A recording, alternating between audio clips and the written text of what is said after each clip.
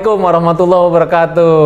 Bro Nensis, jumpa lagi dalam acara Ngopi, Ngobrol Perihal Ihsan. Masih dengan Bapak Dr. Muhammad Qodir MSI, Ketua Umum LDTKIN Pontren Suralaya.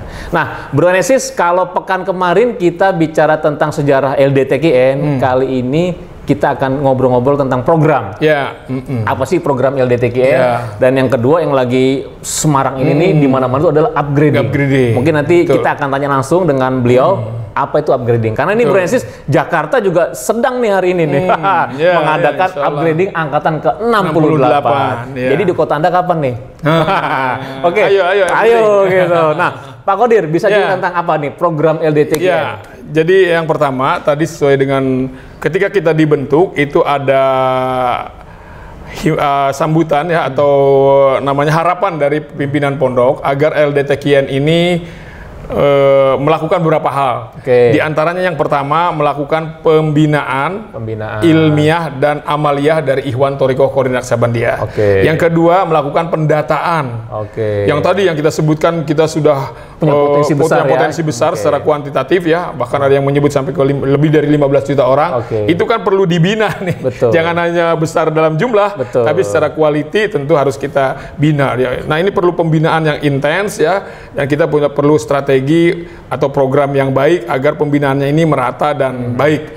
Nah, lalu kita pun ikut mengembangkan media-media dakwah ya, media dari media cetak, elektronik dan cyber media dan sebagainya. Lalu kita pun bekerja sama, kita mengadakan kerjasama dengan berbagai pihak yang tentu saja sesuai dengan visi misi dari LDTKIN.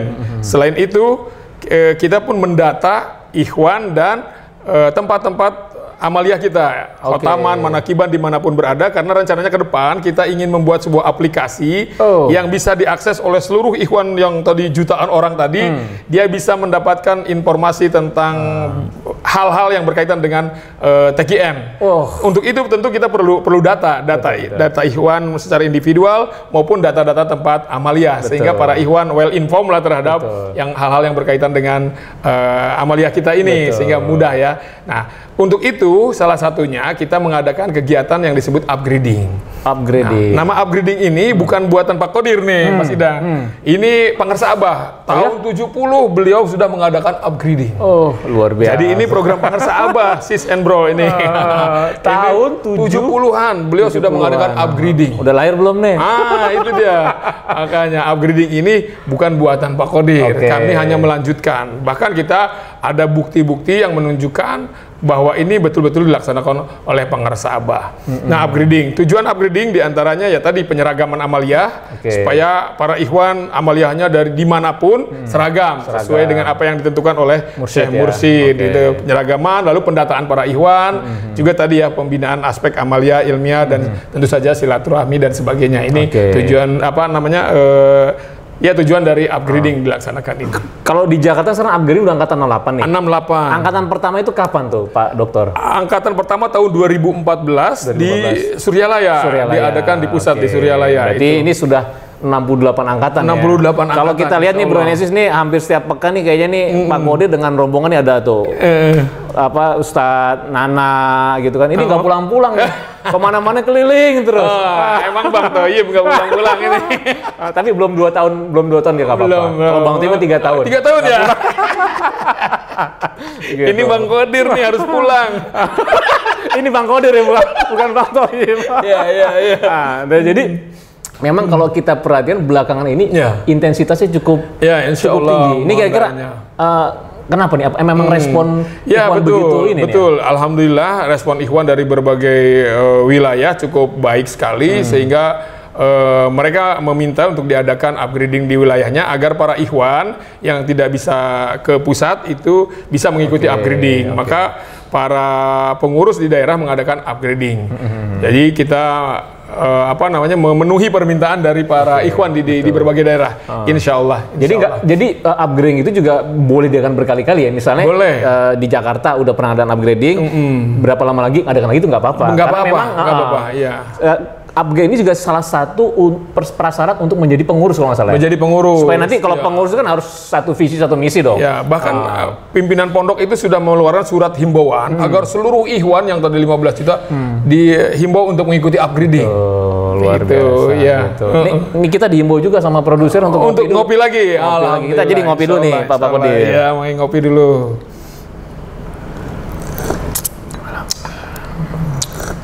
Alhamdulillah. Ini beda kalau kopi mau upgrading, beda Pak? Beda, betul. Beda. Manis nih tuh. Biasanya gue pesen yang pahit nih.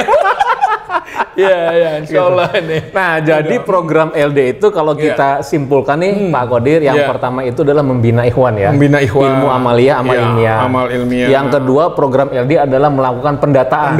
Ada potensi besar ikhwan. Ada yang menyebutkan sampai lebih dari 15 juta. Ya, itu harus didata dan juga harus dikembangkan. Betul. Yang ketiga itu adalah rencana akan mengembangkan Suralaya dalam genggaman nih. Dalam genggaman. Jadi digitalize ya. Semua info terkait dengan Suralaya. Insya Allah. Malah saya bayangin gini, kita lagi di sini nih, misalnya lagi di Sulawesi, di pelosok mana? Di radius berapa nih ada tempat zikir, betul. Siapa manggung diketik, wah itu luar biasa. Insya Allah. Aduh, luar biasa. Terus yang keempat tadi terakhir Pak Kodir, programnya untuk ini upgrading ya. Upgrading ini dalam rangka basis data, sekaligus juga penyeragaman amalia. Gitu. Di samping tentu saja mempertemukan para ikhwan ya dengan ikhwan-ikhwan lainnya. Ya, insya Allah itu. Dan di Suralaya ini memang rutin dilakukan setiap bulan. Setiap bulan. Selepas manakib, siangnya ya, sampai esokan harinya. Oke, alhamdulillah. Ada ini nggak Pak Kodir? Mungkin ada pesan buat teman-teman di daerah gitu? Ya, betul. Para ikhwan sekalian, bro and sis, bahwa tadi insya Allah upgrading ini adalah salah satu program Hadratus Syekh Pangarsa Abah yang kita lanjutkan di era sekarang gitu ya. Di era sekarang tentu saja dengan beberapa penyesuaian. Insya Allah. Jadi jangan ragu-ragu bahwa ini adalah kelanjutan program Hadratus Syekh. Jadi siapapun para ikhwan dimanapun, saya kira sesuai dengan himbauan dari pimpinan pondok untuk mengikuti upgrading. Kalau tidak bisa di pusat, silakan bisa ikut nanti di daerahnya masing-masing yang akan diselenggarakan oleh LDTKN di kota dan kabupatennya masing-masing, insya Allah. Alhamdulillah nih. Terima kasih banyak nih. Sama-sama, Mas Zidan. Jadi kita sudah tercerahkan banget dengan Pak Kodir apa itu LDTKN, sejarahnya, mengapa mesti harus ada LDTKN.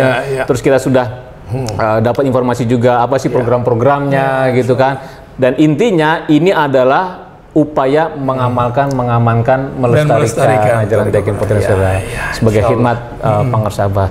Oke, Bro Nesis, terima kasih banyak nih. Jangan lupa pantengin terus kanal YouTube TKN News dengan pembicara-pembicara lainnya. Sampai jumpa pekan depan. Assalamualaikum warahmatullahi wabarakatuh.